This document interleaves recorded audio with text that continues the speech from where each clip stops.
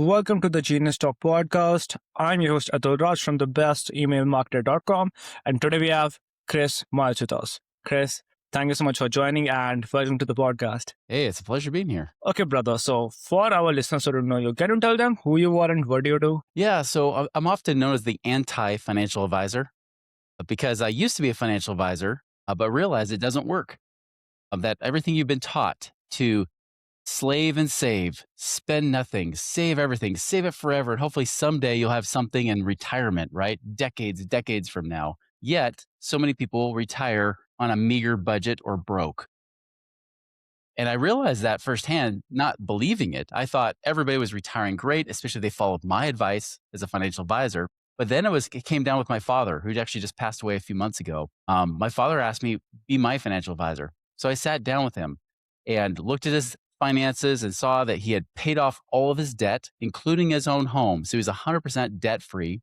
He'd been saving money in his company's retirement plan for decades. And this guy was a penny pinching saver. He wouldn't spend money. Well, he spent money on certain things, but he was very, very cheap. He didn't like to spend money. So I figured he's got to be close to retirement. He's 61 years old. He even told me, he's like, Chris, I'm 61 years old. I've already had heart attacks and strokes. I'm tired of working. I think this job will literally kill me. When can I retire? And after looking at all his finances, I had to tell him, Dad, if you try to retire today, you're going to have to die in 5 or 6 years because you'll run out of money. And all these years, all those decades, 40 years he had worked, and yet he only had maybe 5 or 6 years worth of savings saved up. And that's the problem. And so after that, I quit. I vowed never to teach about money again.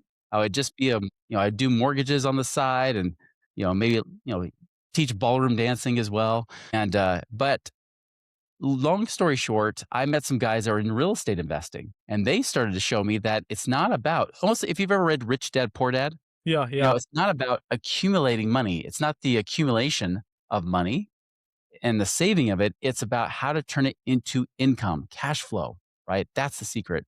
And so I started applying what they had been doing and started using real estate strategies and realized I could lend my money and be the bank to real estate investors. And the next thing I know, I'm able to retire at 28 years old. Now, I didn't stay that way because the recession of 2007 to 2009 destroyed my wealth. I went from retired, financially independent to over $1 million in debt and had to dig out of that hole again. But I was able to do that through some of the cash flow secrets we're going to talk about today. I was able to take all those secrets and find out how to find and free up money and then use that money to save up again. So then I could become financially independent the second time, 16. And so I actually was able to retire twice by the time I was 39. And Wow. that's the big thing that I really teach. Okay, so can you share the seventh secret to free up the cash today? Yeah. So these are the things I learned because it's funny. I didn't want to tell everybody, they wanted to know how I became retired or financially free in 2006. But by 2008, I wasn't financially free anymore, right? I was back in the rat race, as Kiyosaki would call it. And so I didn't feel right about teaching people how to get out of the rat race when I went back into it. So I started teaching people what I was doing at the time, which was finding money, because I had to get really resourceful. I did not file for bankruptcy, although it would have been easier if I did.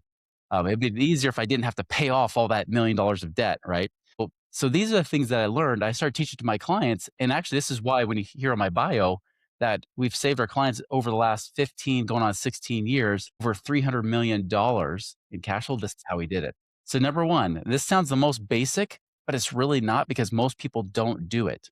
Number one is tracking your money. You got to be able to know how much money's coming in and how much is going out. Most people think about tracking money or living on a budget. I don't think a budget's the right answer. I call it a spending plan because money is meant to be spent, even if you spend it into savings. And so instead of trying to minimize and try not to use money at all, instead as a steward, use money wisely. Where do we spend our money in the wisest way possible? And so when you start tracking your money using programs like Rocket Money and things like that, you start to track your money on a weekly basis, watching what's coming in, because you got to know how much income's coming in, but also what's going out. And for the money that's going out, start saying, hey, is this productive or not? Is this a good expense for me? Are there subscriptions I'm paying for because I got another app and it started charging me and I didn't even know it, right? Start watching all those different transactions and find out which ones are actually useful and which ones aren't. And I'll tell you, every time I get, especially business owners are the worst at this because business owners, because money it can be feast or famine sometimes, especially small business owners, right? It's sometimes money's great one month and it's not the next. You need a buffer. You need that cash flow for freedom. And so what I tell people is start Mhm. tracking that money. And many of them resist. But when they start to do it, it's amazing. I had one entrepreneur where she started to track her money. And Mhm. as she did that, she even though she said she was too busy to do it, she finally started to watch it. And by the time we started looking at things like streaming, which they weren't using streaming services, they were using cable TV. They're Mhm. paying $300 a month. They had higher cell phone plans than they needed. They had all this money going out, food costs, this and that. We were able to save them $1,800 a month. That's like $22,000 a year. We're able to save them. Didn't have to live cheaper. They just had to watch where they're spending money. And just by watching, paying attention, you keep it. It's kind of like this. If you pay attention to your teeth, you keep your teeth. You pay attention to your spouse Mhm. won't leave you, right? They'll stay. And the same thing with your money. If you want your money to stay with you, you got to pay attention to it. So Mhm. tracking money is the number one thing you got to start doing. Okay, and what's the second? Yeah. Number two would be this is sell your stuff, right? Okay, I have a okay. I have a personal mantra that if I'm not gonna use it, lose it. If Okay. I'm not gonna use it, lose it. So if you have things around you, a lot of us have clutter, right? We have a lot of things that we just have. Mhm. I've noticed this with my dad. My dad, if he would have applied this, he probably could have become more financially free. Because understand, my dad was a collector of things. He never threw Mhm. anything away. He wouldn't sell it. He wouldn't even donate it. Mhm. See, if you donate, at least in the United States, you donate things to charity, you get a tax write off, which means you get to save more money, you get to keep more money from taxes. Mhm. Also, if you sell it, you can make more money. Literally, we just got back from my dad's estate, and my wife made about $4,000 over a couple weeks just selling off Mhm. some of his stuff. We threw away most of it because it was pretty bad condition because he Mhm. just didn't take care of it in his older age. But there's a few things that we did sold off, just little things like stuffed animals. Mhm. You know, things like little pieces of jewelry and things like that. Yeah, there's cabinets or whatever that we sold too, but for the Mhm. most part, it was little things, and those little things led a lot. When I was broke, that was one way I got through one summer. Like we literally just try to shrink and sell off things that we had, and sometimes people don't realize they have it. Now you might think I have nothing to sell. Okay, well, do you have a service you can offer? Do you have something you can give to somebody else, create Mhm. value? That's another money leak. I would say number Mhm. three is Mhm. that the one thing that people you often ignore is the money they never earned in the first place. Yeah. See, understand we can cut back expenses all we want, right? We can track that money and cut back expenses. But at some point, you got to start making more money. And that's limitless. There's two ways you can make money. One, if you have money, you can have your money make money for you. For Mhm. example, when I started getting back in the real estate game, I started again invest my money buying real estate properties. I would get paid off the rent. I had cash. I used it as a down payment for the property, and then I got a property manager to manage it for me. So I didn't have to be the one doing all the work, right?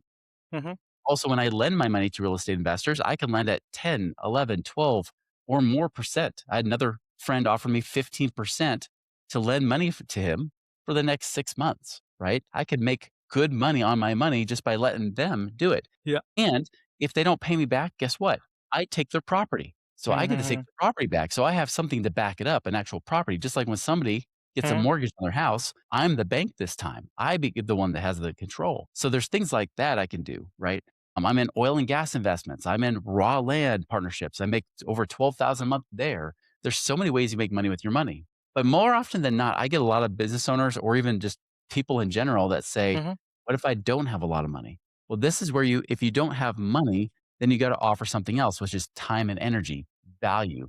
And this is Yeah. the secret that's helped me make millions and millions of dollars over the years is how do I go about creating more value for more people? How do I serve people, solve problems for them, or add value in such a way that they feel like they have to have me in their life because they know that I add value to their life. I make their lives better. How can you add value? This is why Steve Jobs was so brilliant. He was a brilliant man at being able to create so much value for people. He listened and then tried to solve problems and create solutions for people. You need to become a solutions provider. Those solutions providers are the ones that make all the money. So find ways to create value for your employer, for your customers or clients, whatever it might be. That is a secret to making more money. And that is limitless. It doesn't have to be an hour to hour job.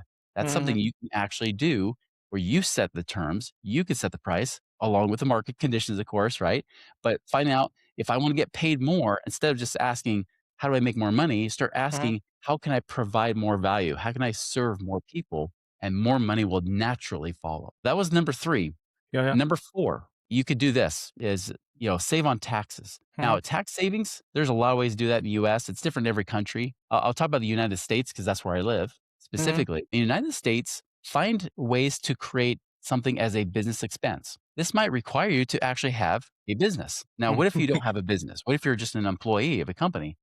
Can you create a side hustle? Can you create a side business, even if it's just very, very part time? Mhm. For example, I knew somebody where they didn't have a side business at all, but they had a hobby of photography. And so our accountant said, "Hey, listen, you like photography. I see you take beautiful photos. Why don't you start trying to sell some of that online? Mhm. Even if it's just a few bucks, doesn't matter. The fact that you now set up a corporation and set up a business opens up all these doors for you to save money on things you're already spending money on. For example, if you're somebody who pays for a cell phone, like a lot of people in this world, right? Could you use that cell phone as a business expense? Because that becomes now your business phone. Sure, you'll probably get some personal calls on it, but that's your business phone that you can be using now and be able to write off on your taxes. Mhm. And again, I'm not an accountant, so talk to your local accountants when you're doing this, right? But that's an example. When I go on quote unquote vacations, right? A lot of times I try to make sure I do some sort of business while on those vacations. In the United States, if you have more than half of your days where you're Mhm. doing some sort of business activity at some point during that day, you can write Mhm. off that entire day. Mhm. And so when it comes to the United States here, you have to have more than half your days with a business activity as a part of it. That means if I go on vacation for 7 days, 4 days, I have to have Mhm. some sort of activity. It could literally just be, hey, like I had a friend who we met up for coffee, right? And Mhm. as we coffee, she says, "Hey, Chris, I bought your book, The Work Optional Blueprint." She's like, can you sign it for me? You bet. Check. Day done. Day one down, right? Yeah. I had another meeting with her recently where, Mhm. again, she was saying, "Hey, here's my retirement situation. What could we do?" Check. It didn't have to be anything hard. It could be handing out a business card to somebody, right? I can't tell you, even when I don't plan on doing business, so many people Mhm. ask, "What do you do for work?" And I, of Mhm. course, I let them know what my business is. I'll refer them to my podcast, the Money Ripples podcast. I'll send them to buy my book, The Work Optional Blueprint, those kind of things. And so you can write off those things just by having just a little business activity and then have the rest of the day free to play and do whatever you want. Mhm. Bizcations is, hey, even if you go to Disneyland, can you start writing down notes about how Disneyland creates amazing experience for their customers that you could apply in your own business? Take Mhm. notes. You use it as education, right? Those kind Yeah. of things. In the United States, you can pay your children. So if you have a lot of kids, you can pay your children tax-free money. I also pay for the use of my house. If I use my house for team meetings and things like that, even if it's virtual, I can Mhm. pay for the use of my house, just like if Mhm. I rented a hotel room or something Yeah. like that. Yeah. So there's a lot of things you can do to write off that people just don't realize that even part of my utilities for using this because I use my home office, right? So I can write off my home and things that you normally wouldn't be able to write off, but all because you have a business. Okay. Then after having a side hustle and kind of business, we have to communicate with our accountant. Correct. Yep. Communicate with your accountant and find a proactive accountant, not somebody who just takes your numbers and says, "Here's your tax bill." Someone Okay. who says, "Yeah, this is good. Let's see what kind of tax strategies we can actually use for you." Find a proactive accountant to help you do that. Hmm. Okay. And how do we know that this is a proactive? Well, they'll give you the ideas instead of you having to teach them how to do their job. They'll teach Uh-huh. you how to do those tax strategies. That's the important thing to remember is tax accountants, most of them, again, are just number crunchers, but you Mhm. want someone who's proactive to give you tax strategy. They're the ones that Mhm. teach you the things I'm talking about. I can't tell you how many times I've had people say, "Chris, in just a couple minutes, I learned more tax strategies from you than my own CPA, my own accountant." Well, that's the problem. I'm not even an accountant. And if I'm teaching you Yeah. better stuff than they are, we've got an issue. Yeah. Okay, so number five, right? I think we're on number five now. Number five is debt, right? Debt. What can we do to pay off debt better? Here's the thing I'll tell you about debt: ignore the interest rate. Okay. Do not let the interest rate be the reason why you pay off a debt. There's usually two big philosophies about paying off debt. Either one is they'll say pay off the highest interest rate first, or two is they'll say pay off the lowest balance first. I learned when I was going through a hard time, I had limited funds. And I had to ask myself, should I invest my money and make passive income, or should I pay off a debt? And I had to even the playing field. I had to figure out what's the better rate of return. And Mhm. eventually I stopped calculating what's the rate of return on my money because I realized the stress for me wasn't the interest rate. It wasn't even the balance of the loan, right? Yeah. For example, if you had a house payment that was $1 a month, I guarantee you wouldn't care about paying off that house, right? You would just keep paying that $1 a month forever because you Yeah. just don't care, right? Yeah. Yeah. Yeah. This real stress is the monthly payment. That cash Mhm. flow being restricted is your stress. And so I created what's called a cash flow index, which is Okay. simply this. You take the balance of that one loan, divide it by your minimum monthly payment, and you'll Mhm. get your cash flow index. For example, say you have a $10,000 car loan, Okay. that's $500 a month. 10,000 divided by 500 is 20. Now, let's also say that you have a $10,000 credit card that's at Mhm. $200 a month. Well, 10,000 divided by 200 is 50. Now put the 20 and the 50 on a shelf for a second because you're like, well, which one do I pay off first? Think Mhm. about this from a common sense standpoint. Atul, which one gives you more stress? The $200 a month payment or the $500 a month payment? Bigger one. Bigger one, right? Of Yeah. course. Even if the $200 a month has a higher interest rate, yeah, Mhm. you still the 500 is the one that creates all the stress. So if you only had $10,000, pay off the $500 a month one or the Mhm. lower cash Mhm. flow index, the one that was 20, right? 10,000 divided Yeah. by 500 was 20. Pay off the lowest cash flow index first. Then you could take that 500 later because that 500 opens up options. You can take that 500, pay it towards that $200 a month credit card, and that you'll end up paying off that credit card in a year anyways, right? That's the beauty of it. So many people get hung up on interest rates because that's what the banks teach you to do. But that's not the secret. The secret is how do I actually get the biggest bang for my buck, the highest rate of return on paying off that debt? That is cash flow index. Pay off the lowest index first. Then after you pay off the lowest one, go for the next lowest one. Then the Mhm. next lowest. You keep going higher and higher, right? I Mhm. usually focus on the ones that are 40 or below. Once it gets up to about 50 or so, that I look for ways, I might pay it off, but I might look for ways to refinance. Even a mortgage, I look for mortgages to be at least 150 on the cash flow index. If they're lower, I might want to consider refinancing it and getting it to be a cheaper payment. Yeah. And so I see so many people in the United States, they get so stressed over student loans. And then we look at the cash flow index, it's an index of like 100 or 130. It's so high. And they have all these other loans at like 40, 50, 60. It's like, well, pay those off first. It's not the student loan because they look at the bigger debt. They think, oh, it's such a Mhm. big debt. And look at this Mhm. payment. But overall, if they paid off all these little debts, they Mhm. would free up more money than their student loan anyways. So Mhm. that's the secret, and that's what helped me dig out of debt. Is I started focusing on that highest cash flow index first. Which one freed up the most cash with the least money out of my pocket? That started to help me create more and more cash flow easier and easier, and dig out of my debt hole faster. And then I remember where we're on now. Oh yeah, we're on The 6. sixth. Actually, we're on 7. I Yeah. realized I covered 2 income ones at the same time. Passive income I Okay. already covered, right? Taking your Yeah. money and making Yeah. money, Yeah. and then active income was the number 7. Mhm. Actually, no, there is another one. So I'll just say 6 number really quick. Insurance. There are ways to free up insurance costs, sometimes by raising deductibles and things like that.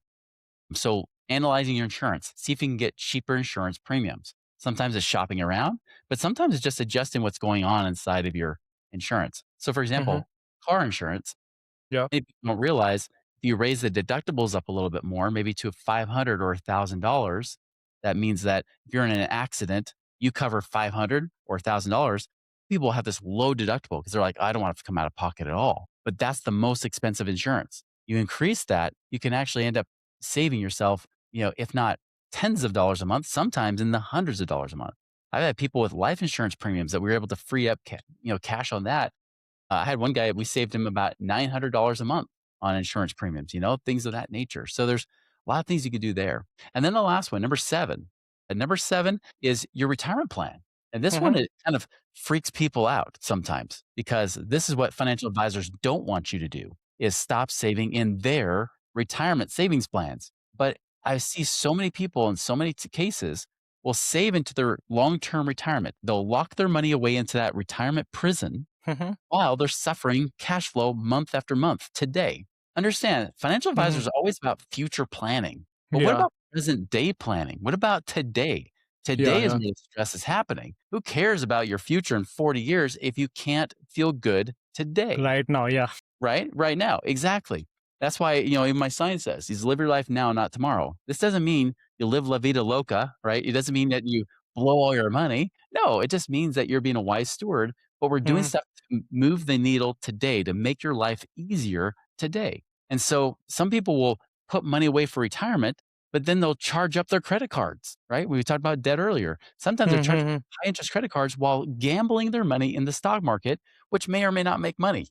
You might even lose money. Why not use that money instead to pay off those credit cards? So in many cases, I'm telling people, get rid of those credit cards, get rid of some of those debts first, even mhm, before worrying about retirement. In fact, there are better ways. I show them, of course, because I say, listen, instead of saving up and lock your money in those retirement prisons where you're forced to, invest in the stock market has a very low rate of return and it has high risk, considering what I could be doing over here, like on the real estate side. And they could be doing that too. They could literally be making 10% or more, sometimes even with a contract saying they'll mhm, make 10% or more. They could be doing that now. And again, the cool thing is this is the big difference. See, when I put my money into retirement plans, my mhm, money goes out, but it doesn't come back to me, does it? I don't make more income from that money. mm. It Yeah, walks away.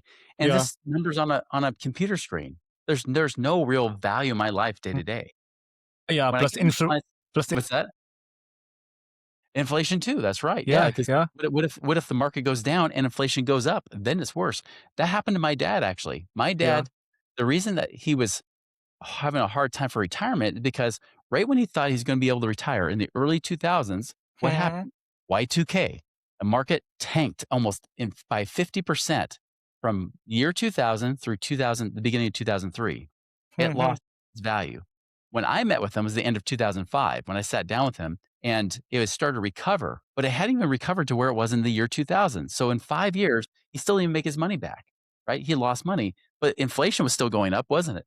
mhm, Then, of course, 2007 tanked again. Did you know that the market didn't even come back up for people until 2013? It took 13 years for the stock market to get back to where it was. But because fees were coming out, fees for those financial companies or financial advisors, mhm, guess what? Most of my clients didn't even get their money back until 2015. It took 15 years to get back to zero, right? To breaking even. But as you mentioned, inflation had more than mhm. doubled in that time, which means they didn't even really make their money back until after 2020. That's insane. You got to be Yeah. careful of that. And so instead, what if you got that money out? I talk about get lean, get liquid, Mhm, get out. Get lean is what we talk about with our money, being a wise steward of our money in the mhm, actual secrets.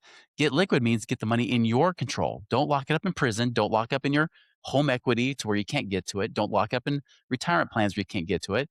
Have it in your possession. It could even just be in savings, right? Simple savings. I use life insurance as my savings because I make more money with it and it's tax free. And then I get that money out. Once I have it liquid, then I figure out where can I get it out to create income. mhm, So, for example, I had a client who had about $1 million in their retirement account. Their financial advisor told them they can now live on $30,000 a year. That's 3% a year they can live on. mhm, He mhm. said, "That's unacceptable. I don't wanna be a millionaire living below the American poverty line, right? Yeah. I don't wanna live broke." So he found us, and we got him to do Mhm. different investments, and his same $1 million started paying him about $130,000 a year. That's X Way more different. than what that other guy was saying. Yeah, and that's money right now, right? I had another Yeah. client, they're in their early 40s, Mhm, and they're like, "Yeah, we would love to homeschool our kids abroad. We would love to be somebody like maybe we go to Mexico or Central America and mhm, homeschool our kids there and do some fun things." And I said, "Well, you got your money in these retirement plans, you got your money locked up in your home equity prison. What if we got it out?" And so I showed them, it's like, "Listen, if you can sell your house, get the cash out, the equity that you've gained in that house, and invest it, you can actually make income right now." And so they bought different properties. And the next mhm, thing you know, they're making $3,500 a month.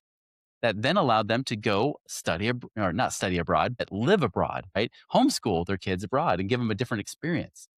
So that's the thing is that so many people don't realize that's even an option because every financial planner tells you, nope, lock mm. it up, don't touch Yeah, it, set it and forget it, is what they like to say, and leave it there. And then someday, if you're even alive someday, you can probably yeah. get.